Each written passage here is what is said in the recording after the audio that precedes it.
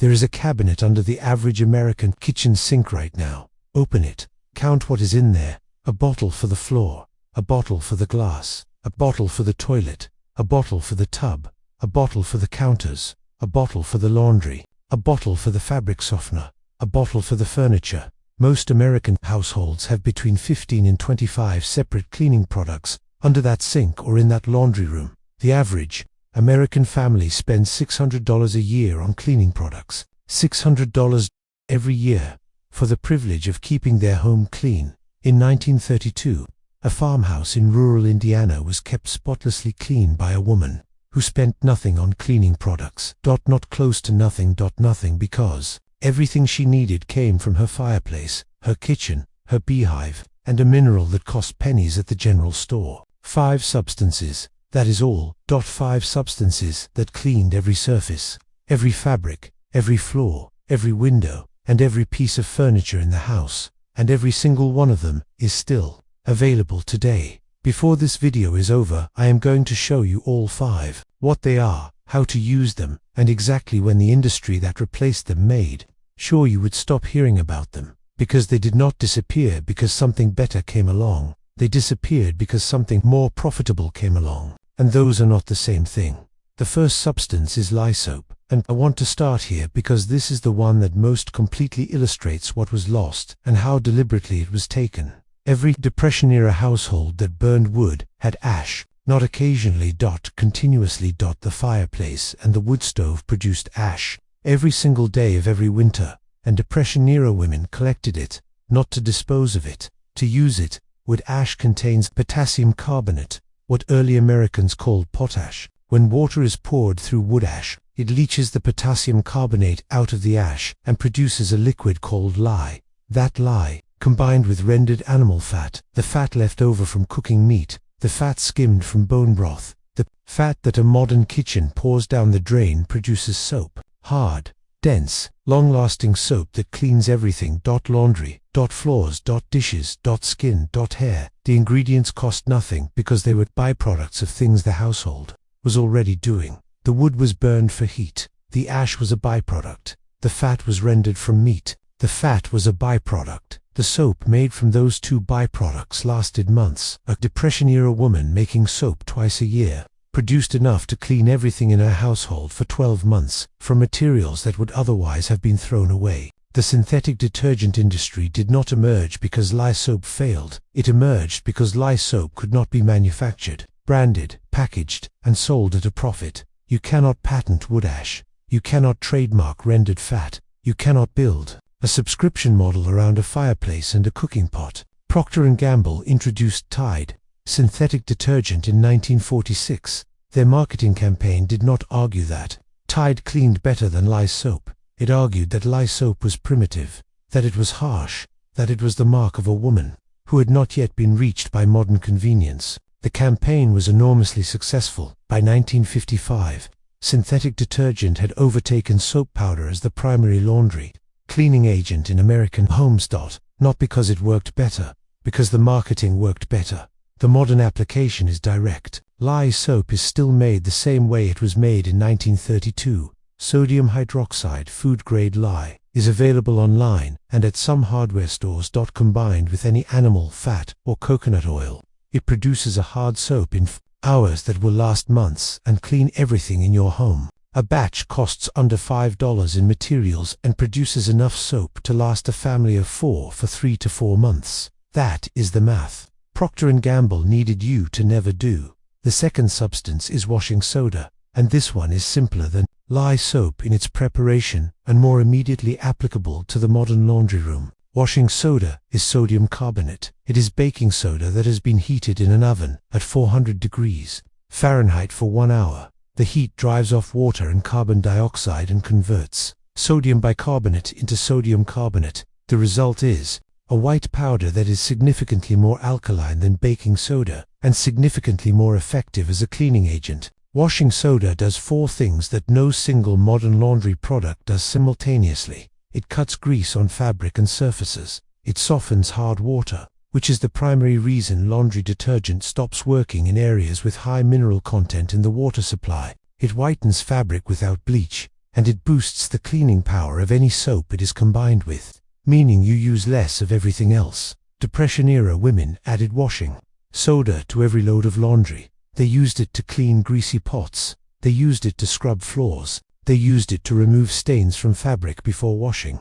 A box of washing soda at the hardware store today costs under $5 and lasts weeks. A bottle of the laundry booster sitting next to it on the shelf costs $12, contains washing soda as its primary active ingredient, and lasts half as long. The label on the expensive bottle does not mention washing soda. It lists the chemical name, sodium carbonate. It is the same thing. The third substance is white vinegar, and this is the one that most completely exposes the logic of the modern cleaning products industry. White vinegar is dilute acetic acid. It is mildly acidic. Most household dirt, grime, mineral deposits, and soap residue is alkaline. Acid neutralizes alkaline. That is the entire mechanism. White vinegar dissolves mineral deposits on glass and surfaces. It neutralizes the alkaline soap residue that builds up in fabric and makes it stiff. It kills the majority of common household bacteria and mold spores on contact. It removes odors by neutralizing the alkaline compounds that produce them. It cleans glass without streaking. It softens laundry. It descales a kettle or a shower head. It removes the white mineral haze from tile and grout. The cleaning products industry sells a separate product for every single one of those applications: a glass cleaner, a fabric softener, a mold spray. An odor eliminator, a descaler, a tile cleaner. Each one packaged separately, each one priced separately, each one with a brand name and a marketing budget and a shelf position negotiated with the retailer. A gallon of white vinegar costs $3. It does everything those products do. Depression-era women knew this not because they had studied chemistry. They knew it because they had watched it work for 20 years before anyone tried to sell them something else. The Clorox company introduced its first household cleaning product line in 1928. By 1950, the household cleaning products industry was worth $2 billion annually. The products it sold were not more effective than vinegar and washing soda. They were more convenient to buy, and convenience, priced at $600 a year, is a very profitable thing to sell. The fourth substance is borax. And this is the one that most people have heard of, but almost nobody uses correctly, because the cleaning products industry spent decades successfully repositioning it as a niche or dangerous product. Borax is a naturally occurring mineral, sodium tetraborate. It has been used as a cleaning agent for over 4,000 years. The ancient Egyptians used it. The Romans used it. It was a standard household cleaning product in every American home until the 1950s. Borax does things that no synthetic cleaning product replicates efficiently. It whitens laundry without bleach and without damaging fiber. It kills mold and mildew on contact. It deodorizes fabric and surfaces by converting odor compounds into neutral salts. It kills household insects, ants, cockroaches, silverfish, by disrupting their digestive systems when they walk through it. It boosts the cleaning power of soap and washing soda by softening water and suspending dirt particles so they rinse away cleanly. A box of borax costs under $5 at most hardware stores. It has not changed. It has not been improved upon. It has not been superseded by anything more effective. In 2015, several cleaning product manufacturers funded a campaign arguing that borax was dangerous and should be avoided in household cleaning. The Environmental Working Group rated it as a moderate concern. The European Union restricted some industrial uses.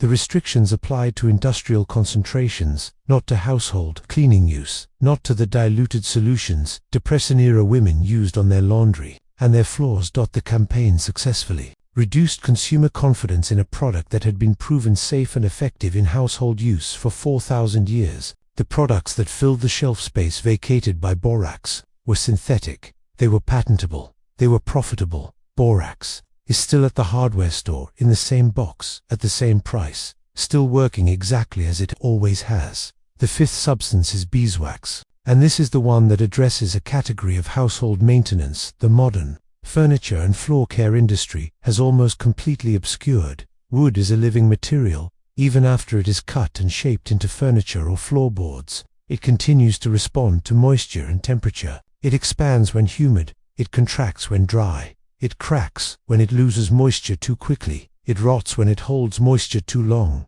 Depression-era homes had wooden floors, wooden furniture, wooden countertops, wooden doors, wooden window frames. Everything was wood, and everything was maintained with beeswax.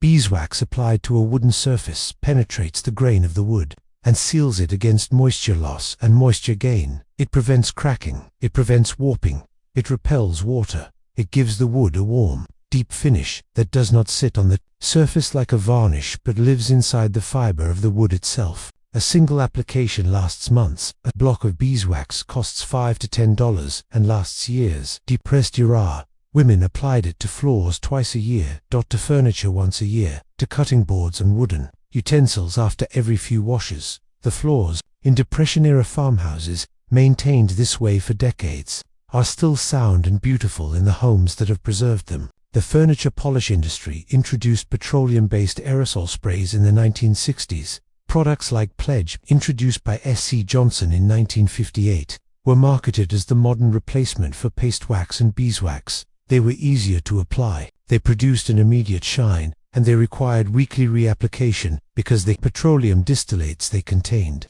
evaporated quickly and left a residue that attracted dust and degraded the wood surface over time. A product that required weekly purchase replaced a product that required annual purchase. The math of that substitution is the entire furniture polish industry. SC Johnson generated $4.7 billion in revenue in 2023. A block of beeswax generates nothing for anyone except the person who keeps the bees. These 5 substances together replaced every product under your kitchen sink. Lye soap for laundry and general cleaning, washing soda for heavy cleaning and laundry boosting, white vinegar for surfaces, glass, fabric softening and mold, borax for whitening, deodorizing and pest control, beeswax for every wooden surface in the house. Total cost for all 5, under $20, lasting months, replacing $600 a year. The cleaning products industry in the United States generates $32 billion in annual revenue. $32 billion, built almost entirely on the replacement of 5 substances that cost almost nothing with dozens of branded products that cost a great deal. Depression-era women did not choose these substances because they had no alternative. They chose them because they worked, because they had watched them work, because their mothers had watched them work, because the logic of each one was visible and understandable, and did not require a label or a set of instructions or a warning about contact with eyes. The chemistry has not changed. White vinegar is still acetic acid. Washing soda is still sodium carbonate. Wood ash still produces lye. Beeswax still seals wood. Borax still kills mold. None of it became less effective when the industry decided it was no longer profitable to acknowledge. The substances are still at the hardware store, still on the shelf, still working exactly as they always have.